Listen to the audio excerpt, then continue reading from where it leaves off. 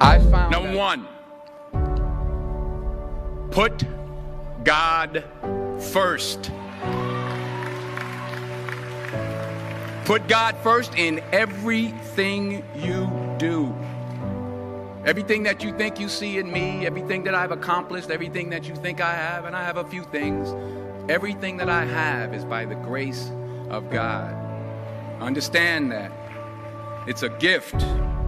40 years ago, March 27th, 1975, it was 40 years ago, just this past March, I was flunking out of college. I had a 1.7 grade point average. I hope none of you can relate. I had a 1.7 grade point average. I was sitting in my mother's beauty shop. They still call it beauty shops now? What they call it now? Yeah, I was sitting in the beauty parlor. I was sitting in my mother's beauty parlor, and I'm looking in the mirror, and I see behind me this woman under the dryer. And every time she looked up, every time I looked up, she was looking at me, just looking me in the eye. And I didn't know who she was, and I said, she said, somebody give me a pen, give me a pencil, I have a prophecy. March 27, 1975, she said, boy, you are gonna travel the world and speak to millions.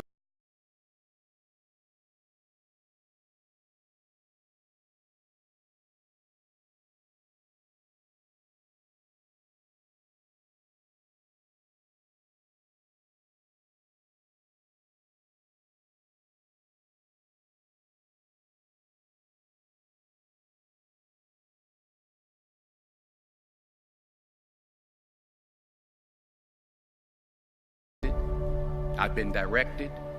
I've been corrected. I've kept God in my life and it's kept me humble. I didn't always stick with him, but he always stuck with me. So stick with him in everything you do. If you think you want to do what you think I've done, then do what I've done and stick with God. Number two, fail big. That's right. Fail big. Today's the beginning of the rest of your life, and it can be very frightening. It's a new world out there. It's a mean world out there, and you only live once. So do what you feel passionate about. Take chances professionally. Don't be afraid to fail. There's an old IQ test, was 9 dots, and you had to draw 5 lines with a pencil within these 9 dots without lifting the pencil. Discuss other people. Good minds discuss events. Great minds discuss ideas. There is no passion to be found playing small and settling for a life that's less than the one you're capable of living. 40 years ago, March 27th, 1975, it was 40 years ago, I was flunking out of college. I had a 1.7 grade point average.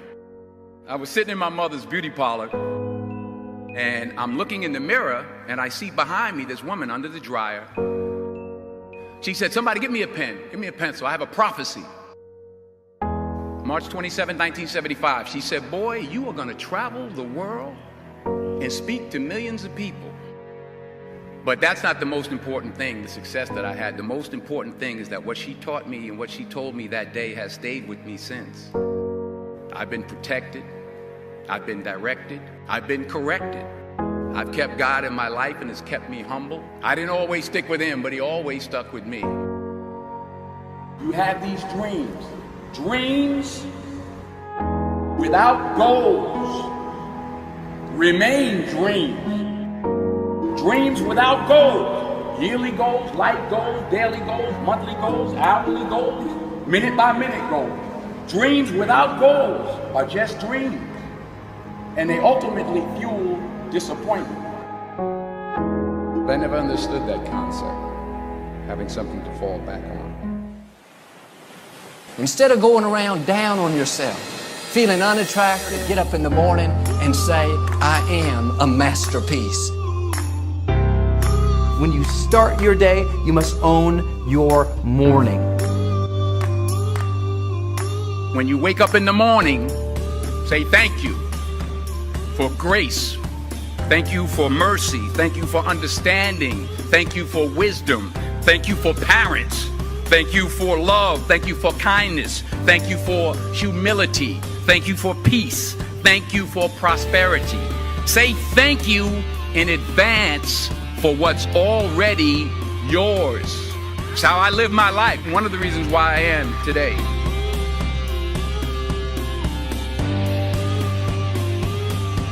Life doesn't really happen to you. Life really happens for you. My question today is, what kind of I ams are coming out of your mouth? I am victorious. I am blessed. I am talented. I am anointed. Some of you, if you would just change the I am, you would go to a new level. I am strong. I am confident. I am equipped. I am more than a conqueror. I am well able.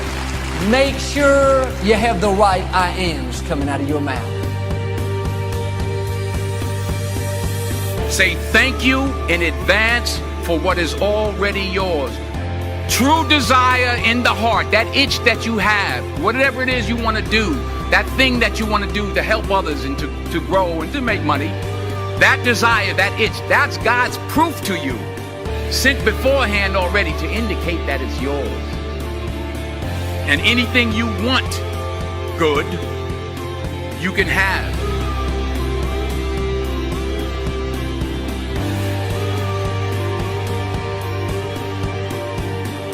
Make a list of a dozen or two of these I ams. Read over them all through the day. Get them down in your spirit. Meditate on them. They may not all be true right now, but you have to call the things that are not as if they already were. I am prosperous. I am free. I am talented. I am young. I am beautiful. I am attractive. What would be your perfect day? I mean, your ideal day, a day that you went to bed that night and you just thought that was the most incredible day. That's how I want most of my days of my life to be, just like that. What would that perfect day be like for you? Don't wait until the end of your life to have that ideal day. Don't wait until next year or next week to have that type of day. We can choose to wake up every single day and live that day in an idealistic way for ourselves, in a way in which we show up as who we want to be, in a way in which we are doing things that enliven us and engage us and get us excited, in a way that we're doing things and being with people and creating experiences that feel alive and fulfilling. We can have that type of life. I call it the charged life, and everybody can have it. My encouragement is never say negative things about yourself. Most of us would never go up to another person, at least to their face, and criticize them. Yet we have no problem criticizing ourselves. I am so slow. I am so unattractive. I am so undisciplined. That is cursing your future. Do yourself a favor and zip that up. We have enough in life against us already. Don't be against yourself. So, be a person of good, positive thinking. Be a person of good, positive action. And suddenly one day you'll wake up and you're like, I just feel amazing. I feel extraordinary. I feel positive. And that's what it feels like to live the charged life. Their experience at their job, it's going to affect their relationships that they have with people in their life, because when you're in a bad state, you're going to treat people totally differently as opposed to being in a great state. It's also going to affect your experience with your customers. It's going to affect your health, your body. But more importantly than that, it affects your quality of life. When you smile, for me, it represents gratitude. It represents that, oh my God, I'm alive. I celebrate the fact that I'm alive. You know, what a concept, to celebrate the fact that you have another day of your life, which is the greatest gift you could ask for. Another day to create whatever it is that you want. Another day to pursue your goals, your dreams. Another day to experience life to the fullest and to experience all the gifts and joys that life has to offer.